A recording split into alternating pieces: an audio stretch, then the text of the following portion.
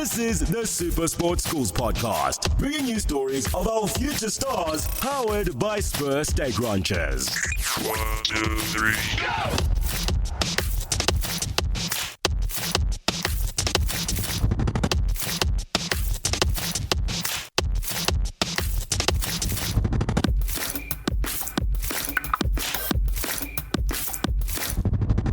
Hello and welcome to another episode of the Super Sports Schools podcast brought to you by Spur.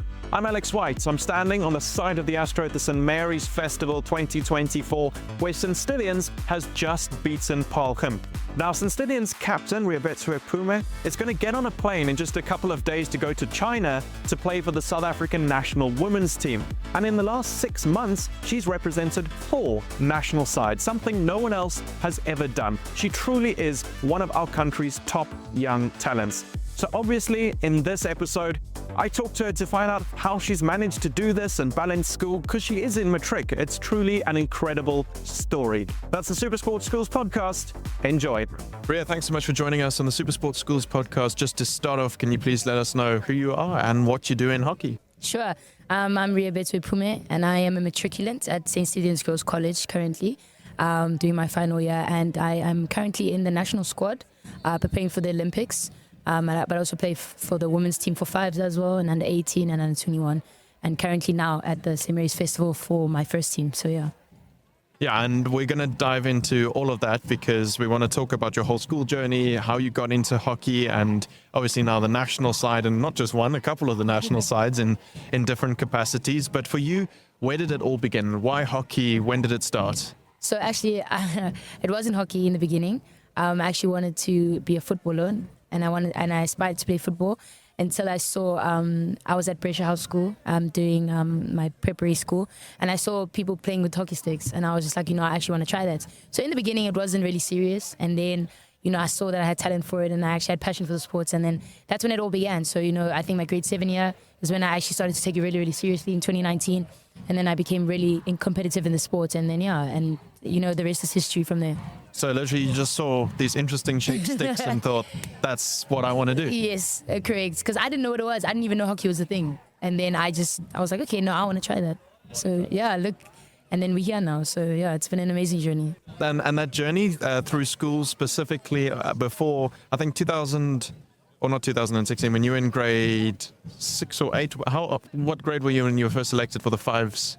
Fives, I was in grade 10. Grade 10. Which was 2 years ago in 2022, yeah. Okay, and was that the first national team? That was the first national, well, not really, because it was under 16s as well, under 16 SA, yes. But it wasn't really a team. Yeah. So yes, that was the first proper national. Okay, when you were in grade 10. I was 16 years old, yes. Obviously 3 years into high school, but school plays a big role in getting you to that point. So what was the hockey like at school before any of the national teams came calling? So I actually started my school career at Pressure House School, and I started there only in grade 7 because their high school starts in grade 7. And there it was also really competitive, and then I managed to grow it when I moved to St. Stithians, and they have amazing facilities. As we know, the campus is humongous. Can I the campus? I just want to say the other day. So when we come to Joburg, we stay quite close to St. Stithians, and we decided, myself and some of the team members that put together the show, to go for a run at St. Stithians. And now we run in Cape Town. No. We run, and we decided to run. Firstly, it's our first time running at altitude with just like we couldn't breathe.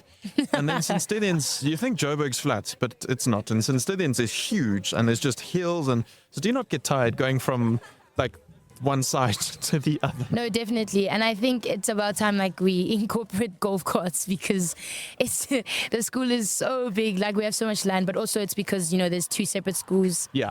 Like the BC and GC, and we still have other 2 schools with the prep. Yeah. And it's just humongous, and we all share the same facilities, so we try and make it convenient for everybody else. So it's just it's a struggle, but yeah, that's where my hockey grew. And I'm still currently playing there, and it's been amazing. So yeah, so far we're doing well in the tournament. I mean, we're playing now for 3rd and 4th, which is pretty good. We just missed out in the semis, but my hockey really did grow from there, and yeah. Yeah, and it's progressed all the way to national sides, and I'm quite interested. The first time you were picked for any sort of national team that played, what was that like? I was so emotional, I think, because, I didn't really expect it in the beginning. And because I think I was just only 16 years old. So it was a big jump mentally and physically that I had to, adapt to. And just the balancing of also schoolwork, it played a very important role in that. But I think it also made me mature really quickly. So, yeah, no, otherwise, I've been dealing with it really, really well. And, I'll just continue growing from there. And, yeah, I'm really proud of myself. A lot of hard work and a lot of sweat and tears has gone into everything. So, yeah, in the beginning, it was really, really tough. But I was really emotional, and I'll always be privileged to play in, the sport that I'm playing in. And, the level that I'm playing in as well. So, yeah. And what's it like going into a national team where there are people older than you, and then you're one of the youngsters? Although there are a few of you. We've spoken to Tahira before. Obviously, Paris was part of our class of 2023. So there are a couple of you in it together, but it must be quite a big shift from playing in a team where either you're just a couple of years younger than the matrics, or you are a matric and so you're the oldest. Yeah, no. In the beginning, it was quite intimidating. Going into that system and going into that environment, but they are also lovely, and they're not too baby on you. They do put pressure on you to perform, and they always push you, which is so nice. And I think it's also comforting. And sometimes there is pressure or there's no pressure, but going in with older people, more experienced people, for me it really helped me grow and develop as the player that I am, and still helping me grow. They'll always be there to push me because they're so experienced in the game. So I can always learn from them. So honestly, it was intimidating in the beginning, and it is obviously still intimidating now, but I'm learning quite a lot from it, yes. In terms of a competitive level, obviously when you're playing for positions in a national team, you're always competing to stay in your position, to keep your position. What are some of the differences in the pressure that's on you compared to, say, making it into the St. Stithians first team? Yeah, no. Mentally, you really have to adjust and you have to adapt. Like coming from high school, hockey, there's not really much pressure on you. Here you can obviously still skill and all that. When you get to the national side, unfortunately, you don't even have time to trap the ball. Already someone's on you. So you really have to adapt mentally. You have, about what are you going to do off the ball? What are you going to do on the ball? And yeah, physically as well. It's so intense there. And there's just a lot that is put on your body in the national side. And here, I'm not saying it isn't, as serious. But yeah, it's more chilled, yeah, and there's not much pressure, and you're playing with your friends. When you're playing in the national setup, it's really tough. And as you said, you constantly fighting for your position. So you constantly have to be working hard every single day, even when we go on camps or if we go overseas for matches and all that. So yeah, that's just the level of pressure that you have to adapt to. But I won't lie to you, it's a big jump. It's a huge jump that I actually had to wake up to, but yeah. I think also something that I want to dive into is that you're here at the St. Mary's Festival as we record this. In a couple of days, you're going off to China to join up with the squad. You are the captain of your school side. In the last 6 months, you've represented 4 national sides, which we have checked no one else has done. So how do you balance everything, and how do you make sure that you are able to perform at the highest level in all these different teams, whether it's representing your school and leading your school and then being part of the national setup? They're all different, but there's responsibility being put on you from all these different angles. And I think also because I am still a schoolgirl, that is very and studies, important. and friends and family. Having to balance everything, but also there was just a lot of sacrifices that I also had to make. Maybe not to go to this party, or maybe cut off certain events that I couldn't attend, or take more time on school, or having to stay up late. So it's just a lot that goes into it, unfortunately. But I am still blessed to be in the position that I am, and I think. Otherwise, I think the balance has always, it was a struggle in the beginning, but now, as I'm growing in the sport, and also I'm in my final year now, so I'm kind of used to it, and I'm kind of used to the pressure. But yeah, I think just last push of this year, and yeah, especially because it's the Olympic year, it is so intense and it's just so hectic. So also it's my matric year too, so it is really tough. But otherwise, I am managing it. And yeah, it's just a lot of sacrifices. But also, you can't really, and I couldn't really do this without the support of my parents as well. So honestly, shout out to them and to everyone who have supported me, and my teachers as well. I'm interested because that answer is actually very similar to one we got from another St. Stithians pupil, Kwena Mapaka, also in matric this year, Gwena. playing in the IPL this year. Yes. Both of you at St. Stithians. St. Stithians is doing something right, that they're getting all these top-level athletes while you guys are still in school. To be able to manage the school life, matric, you're both in matric this year. And correct. so what he was talking about as well is I asked him about what a normal week looks like. I know. And it was very dedicated and it was quite structured. So I'm interested to hear from you what a normal week looks like, balancing school, hockey, all of this. To be honest with you, mine varies, but in the national side, we have a program which we're given, and we have to do that program every single day. On top of that, I still have school training. From school training, I have club matches or club trainings, and then I would only have time to maybe study like late in the PMs, and that's every single day, 24/7. So, and I still attend school from obviously 7 all the way to 2 o'clock, then practice from 3 to 5. Then I still have club matches, let's say from 7 to 9, you know, and it's like that every single day. And yeah, having to put in the work with school as well, having to make the sacrifice, stay up late. Yeah. Busy. Very, very busy. Is it 7 days a week? 7 days a week. Yeah, Correct. non-stop. But Non-stop. as long as along the way you're enjoying it. I am enjoying it, yeah. So that's good. No. Yeah, if I wasn't, I don't think I'd still be carrying on, no. Okay, so we've discussed, I think, nicely now school and how you're able to manage that. Just circling back to getting into hockey, obviously you spoke about discovering it slightly later on, but then deciding that's what you want to do.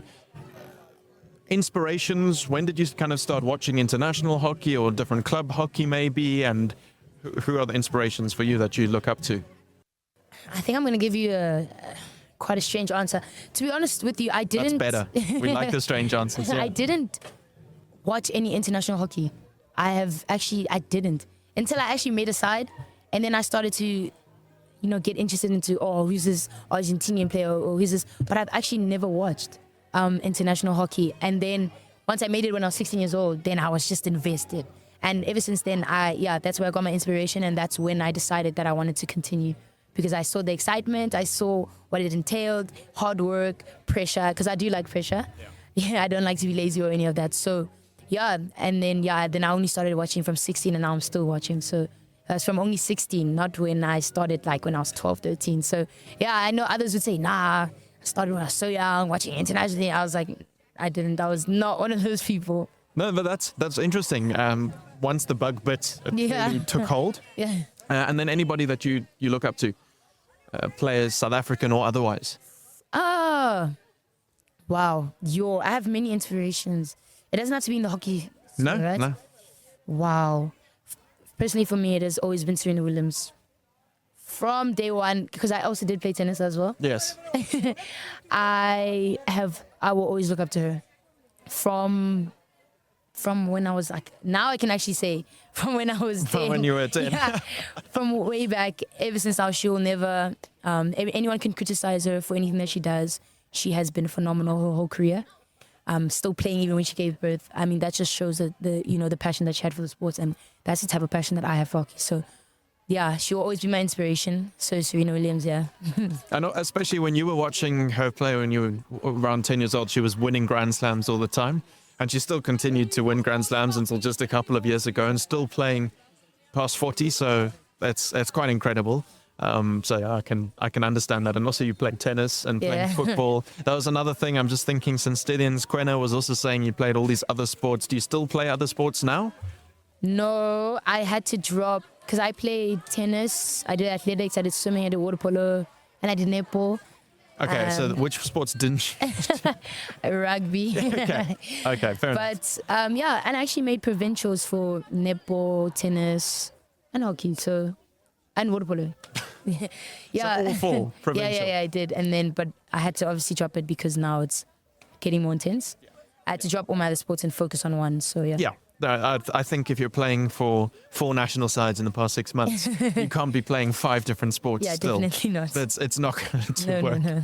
But do you think playing a variety of sports from a young age and being involved in lots of them until very recently when you've now specialized in hockey, do you think that benefited you?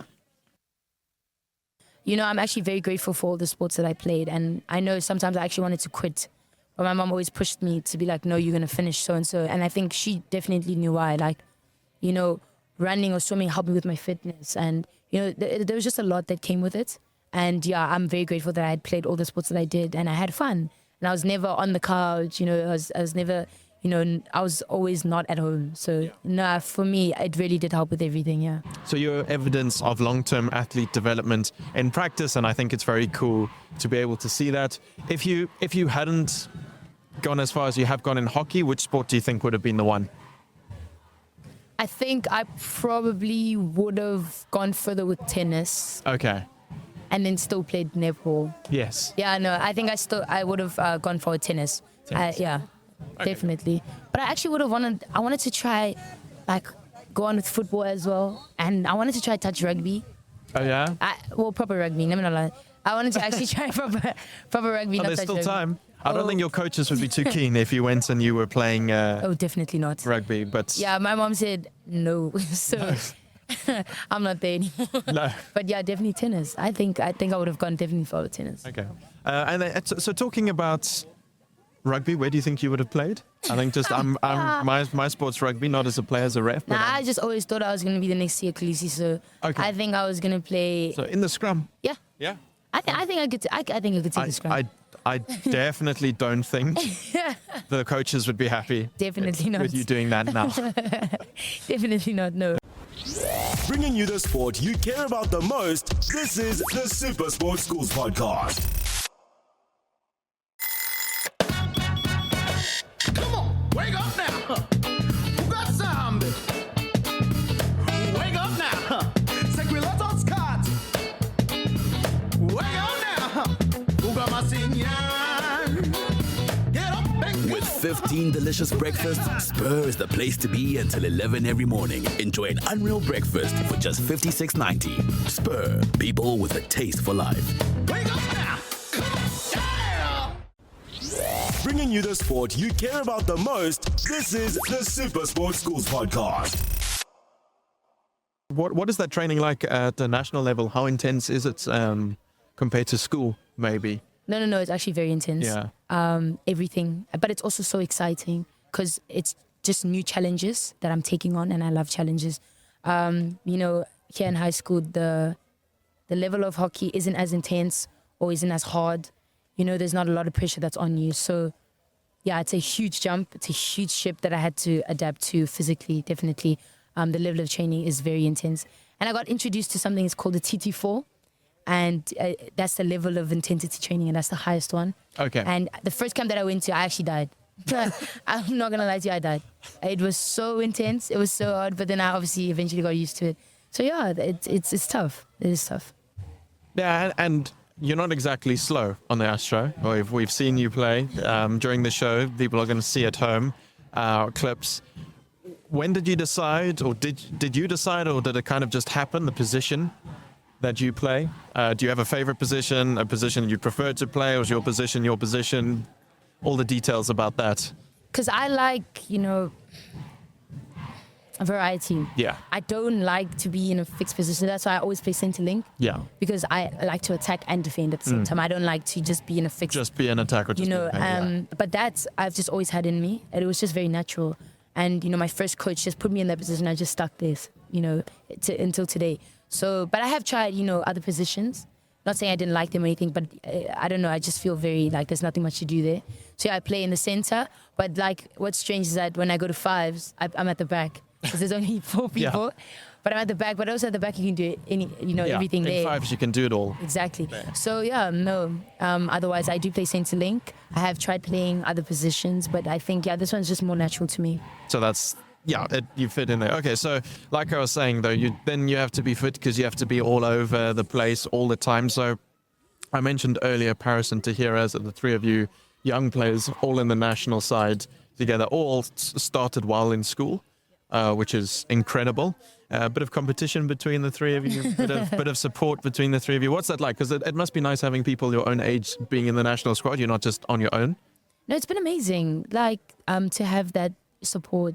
Like you're not really alone because there are a few youngsters there, like the three of us. And honestly, there is pressure and there is competition, but it isn't bad competition. And I think we all respect each other as hockey players and as people as well. So the support has been amazing from the three of us. We always push each other to do our best, and we always congratulate each other. So luckily, there's no bad vibes or bad environment between us. We all just want to support each other. Yeah. Cool. I might make some bad vibes now. Who's the fastest? In the team. Yeah. Well, between the three of you first, and then we can look at the whole team. Okay, Tahira. Tahira's, All right. That's Speedy. Speedy. She is Speedy, yeah. Okay, and then in the whole team? Tati Zulu or Kayla, but those two have always been in competition. We don't know yet, but I think it's Tati. Kayla, Kayla. You're gonna have to get them to do 100 meter and see. I think so. Oh no, that's very cool. And then it sounds like obviously as a team you're a close group, and I think especially we've discussed it in all the shows where we talk about hockey that women's hockey and hockey in general in South Africa is still not professional. So there's extra hurdles that you have to overcome to be able to make it to the team and to go overseas and to compete and do all of these things. In the build up to the Olympics, I know that SA Hockey is pushing very hard to get even more experience, time playing matches. So you're going off to China in a little while. Are you excited for that? Oh, well, obviously, I'm sure you're excited for that. But what are you looking to get out of that? And what's the goal of that trip for the team? Honestly, this year with the national team, I'm really looking forward to growing. I want to grow. And I want to be taking up challenges to help me grow in that process, because there's always room for improvement. And I'm still young, so I'm really looking forward to China. I'm really looking forward to India to play these top countries, and to gain that exposure. I think for me, that's already a win-win. But yeah, I'm looking forward to having fun and learning at the same time from, both journeys. So yeah, but also this whole year. The whole year, yeah. And the big part of this year comes in July. Yeah. Paris 2024. Obviously, I think from when you started playing hockey and knowing that hockey was an Olympic sport, the Olympics is a goal. Yes, it is a goal. It is definitely a goal. But I will always push for that goal. Yes, it is very important, and it's just very stressful. But also, if I do get included into the squad, wow, that is going to be phenomenal at 18.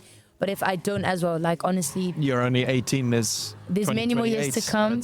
And yeah, it's been amazing to be included in the system and in the setup. And I'll always be grateful for, the learnings that I've had. So yeah. I'm sure. And if you do go, it's quite a long time that you're away from school, away from home. Yeah. So there'll be that to balance as well. But if you've been doing it already since you were 16, balancing all of this, then I think at least you're a bit prepared. And I know Saints do a great job of making sure that you're well looked after. Yeah, they are very accommodating.